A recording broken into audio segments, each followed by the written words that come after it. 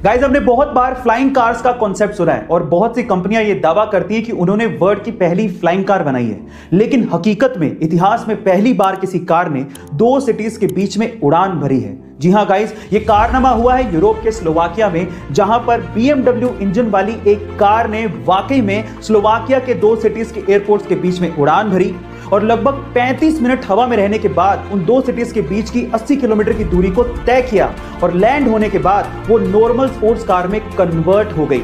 इस कार को air car का नाम दिया गया है और इसे स्लोवाकिया के ही डिजाइनर स्टीफन क्लेन ने डिजाइन किया है। मजे की बात यह है कि इस कार को एक्चुअली नॉर्मल पेट्रोल पंप के फ्यूल से उड़ाया गया था और चलाया भी गया था। गाइस, मान लीजिए कि आपके हाथ में एक पानी का गिलास है। अब अगर वो पानी का गिलास आपको सिर्फ 10 सेकंड के लिए होल्ड करना है तब तो कोई बड़ी बात नहीं है, लेकिन अगर वही पानी का गिलास आपको 10 मिनट के लिए होल्ड करना पड़ जाए तो आपके हाथ में दर्द होने लगेगा और अगर 10 घंटे के लिए होल्ड करना पड़ गया तो आपका हाथ सुन्न पड़ जाएगा और आपको बहुत ज्यादा दर्द होगा। अब जरा सोचिए कि पानी के गिलास का वेट तो उतना ही था, लेकिन जितनी ज्यादा देर आपने इसे होल्ड करके रखा आपके लिए वो उतना ही ज्यादा भारी होता गया। अब इससे क्या समझ में आता है? स्ट्रेस, एंजाइटी, टेंशन, ये सब पानी के गिलास के जैसी ही हैं।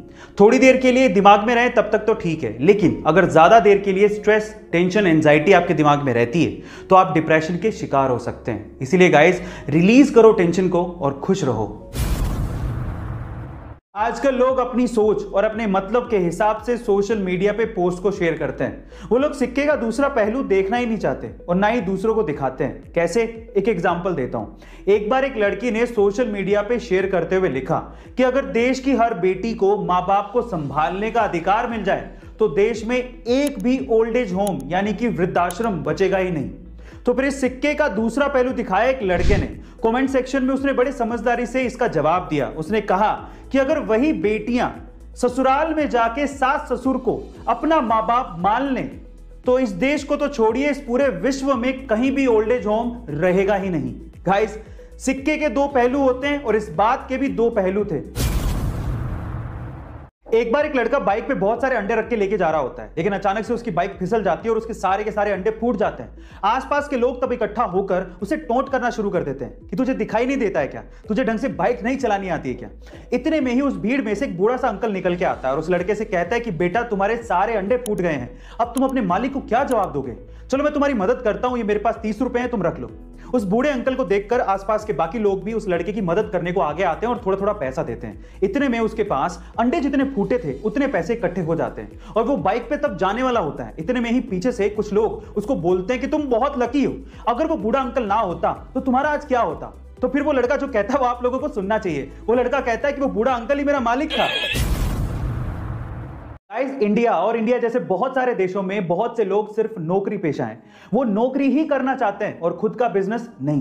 क्या वो रिस्क उठाने से डरते हैं? नहीं, ये रीजन नहीं है। तो फिर रीजन क्या है? वो बताया जैकमा ने। एक बार जैकमा ने कहा कि अगर किसी बंदर के सामने 1 दर्जन केले और 1 लाख रुपए रख दें तो वो 1 दर्जन केले ही उठाएगा, 1 लाख रुपए नहीं, क्योंकि उसे पता ही नहीं है कि 1 लाख रुपए से वो बहुत सारे केले खरीद सकता है। इसी तरह से नौकरी पेशा लोगों को यह पता ही नहीं है कि बिजनेस करने से, जिसमें उतनी ही मेहनत लगेगी जितनी वो जॉब के लिए करते हैं, उससे ज्यादा पैसा कमाया जा सकता है। गाइस, यही रीजन है जिसकी वजह से ज्यादातर लोग जॉब करते हैं, वो इस चीज से बेखबर हैं।